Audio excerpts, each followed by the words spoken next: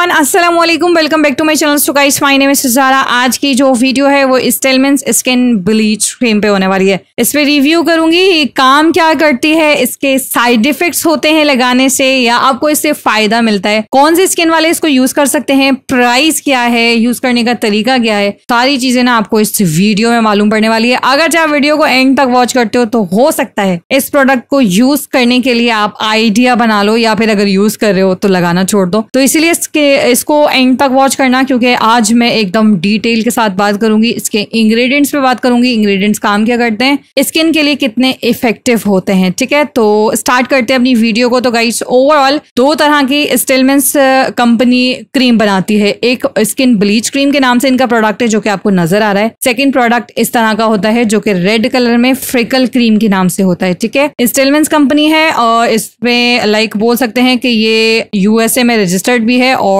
उनकी लाइक निगरानी में या फिर ट्रेडमार्क वहां का मौजूद है, तो ये प्रोडक्ट तैयार किया जाता है ओवरऑल। बाकी बहुत सारे लोग ऐसा समझते हैं कि पाकिस्तानी जो क्रीम्स होती हैं वो सिर्फ नुकसानदेह होती हैं और रंगी गोरे करने का काम करती है। ये क्रीम क्या काम करती है और आपको फायदा दे सकती है या नहीं, तो सबसे पहले इसको अनबॉक्स करते हैं। और देखा जाए तो इनकी पैकेजिंग काफी अच्छी है। एक तो फ्रिकल क्रीम है, उसको काफी अच्छा सा लुक दिया उन्होंने रेड कलर के कंट्रास्ट के साथ, लेकिन ओवरऑल जिनका कंटेनर होता है सेम टू सेम होता है, बस कैप का कलर फर्क होता है। ये ग्रीन है, वो आपको रेड कलर में मिलती है। ठीक है, अच्छा गाइस, अच्छा इंस्टेलमेंट्स स्किन ब्लीच क्रीम, लोगों को ये भी डाउट होता है कि ये ब्लीच क्रीम है। और ब्लीच क्रीम अगर नॉर्मली मैं बात करूं 10, 20, 50 की जो आप ब्लीच खरीदते हो वो बहुत नुकसानदेह होती है, बट इसके इंग्रेडिएंट्स के अंदर कहीं भी ब्लीच का जिक्र नहीं है, ना ही इसके इंग्रेडिएंट्स के अंदर कहीं भी ब्लीच का जो पाउडर होता है उसका जिक्र है। ठीक है, इसके इंग्रेडिएंट्स क्या है, कंपनी आपको लिखती है ये आपके स्किन को वाइटन करने का काम करती है, स्किन के कलर को इनहेंस करती है। सेकेंडली, ये आप अपनी स्किन पे लगाते हो, कलर इनहेंस होता है। आप इसको हैंड्स पे लगा सकते हो, आप इसको फीट्स पे लगा सकते हो, जहां भी अपना कलर फेयर करना चाहते हो आप लगा सकते हो। यहाँ तक कि आपका अगर नकल्स ब्लैक हैं, फिंगर्स के,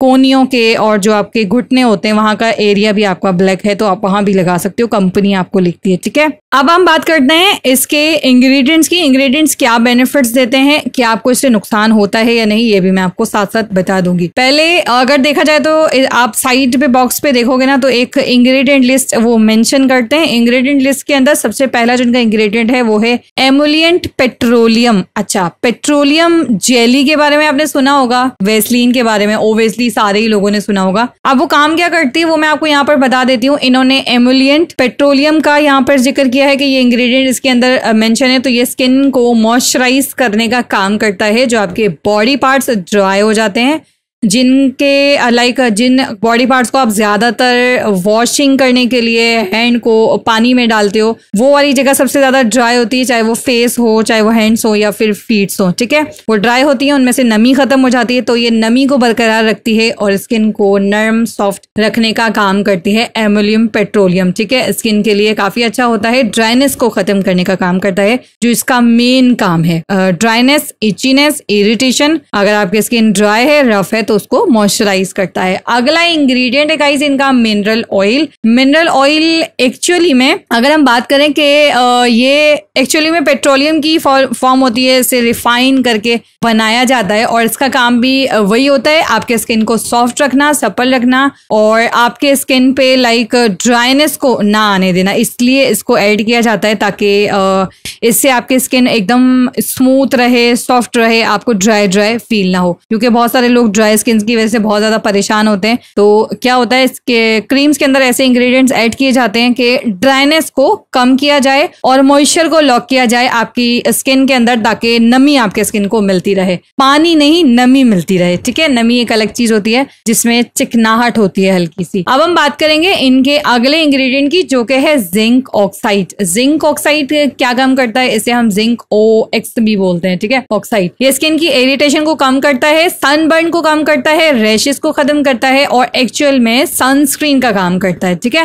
सनस्क्रीन वैसे तो मैं आपको कहूंगी गाइस कि आप सोचोगे कि आप इसे डे टाइम पे लगा लोगे तो ये आपकी सूरज से प्रोटेक्शन भी करेगी, आपका कलर भी इनहेंस करेगी। कभी भी ऐसा मत कीजिएगा, आप कोई भी प्रोडक्ट यूज कर रहे हो, आपको 30 SPF मिल रहा है, 60 SPF मिल रहा है, गुड है, वो आपके साथ प्लस पॉइंट है, लेकिन आप सनस्क्रीन और सन ब्लॉक लगाना कभी मत भूलना, क्योंकि क्रीम कभी भी सनस्क्रीन का काम नहीं कर सकती, चाहे उसमें SPF 90 हो, 60 हो, 70 हो, 50 हो, उससे कोई फर्क नहीं पड़ता है। वैसे 30, 60 समथिंग इतना होता है, लेकिन मैं आपको यही कहूंगी कि सनस्क्रीन और सनब्लॉक की जगह को आप क्रीम की जगह पर मत रखना। सनस्क्रीन और सनब्लॉक आपने जरूर लगाना है। अगर आप बाहर जॉब करते हो, आप स्कूल जाते हो, आप टीनेज हो, आप कॉलेज जाते हो, आपने लाजमी लगाना है, क्योंकि वो आपके स्किन को प्रोटेक्ट करने का काम करती है। क्रीम के अंदर बेशक ये इंग्रेडिएंट है, लेकिन वो आपको उस तरीके से प्रोटेक्ट नहीं करेगी जो सनस्क्रीन और सनब्लॉक करेगी, ठीक है। तो ये सनस्क्रीन का काम भी करती है, और इसके बाद ये इंग्रेडिएंट सनस्क्रीन का काम करता है। तो सनस्क्रीन के अंदर भी इसे ऐड किया जाता है, क्योंकि सूरज की छांव से आपको ये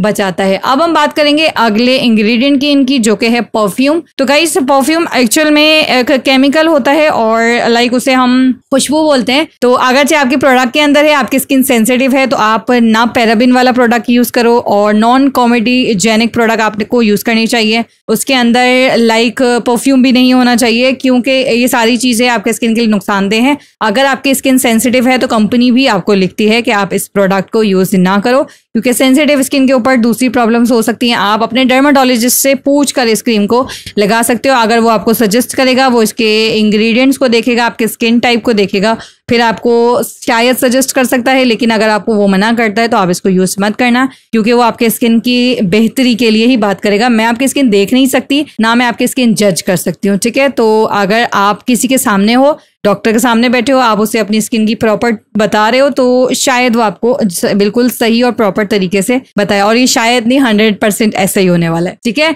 अब हम बात करेंगे अगले इंग्रेडिएंट की, जो कि है mineral wax. Guys, mineral wax skin के ऊपर क्या काम करता है? मिनरल वैक्स स्किन को मॉइस्चराइज करने का काम करता है, ठीक है। वैक्स का काम क्या होता है? आपकी स्किन को नरम करता है। एक्चुअल में मिनरल वैक्स कैंडल वैक्स होती है। आपने कैंडल्स देखी होंगी जब आप कैंडल्स जलाते हो, वैसे स्किन को नरम मुलायम करती है। एड़ियां फट जाती हैं आपके हैंड्स पे कट लग जाते हैं, तो उसको भी सॉफ्ट करती है। एक्चुअल में पैराफिन वैक्स होती है ना गाइस, वो स्किन लाइटनिंग का काम करती है, और स्किन के लिए काफी अच्छी होती है।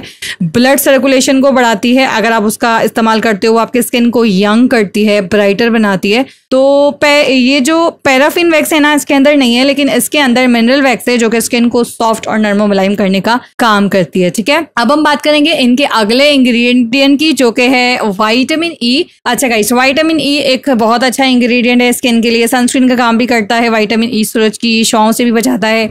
स्किन पे आपके जलन वगैरह होती है तो उसको भी कम करता है। डार्क सर्कल्स को भी कम करने का काम करता है। तो विटामिन ई तो आपके लिए बहुत अच्छा है। अब रेगुलर रूटीन पे भी आप विटामिन ई ऑयल, अगर आप नॉर्मली 2-4 ड्रॉप्स अपने स्किन के ऊपर लगा के रात में सो जाते हो, तो आपके स्किन के दाग धब्बे कम हो जाएंगे, स्किन सॉफ्ट हो जाएगी, स्किन ग्लो करेगी, स्किन टाइट हो जाएगी। तो विटामिन ई तो काफी अच्छा इंग्रेडिएंट है।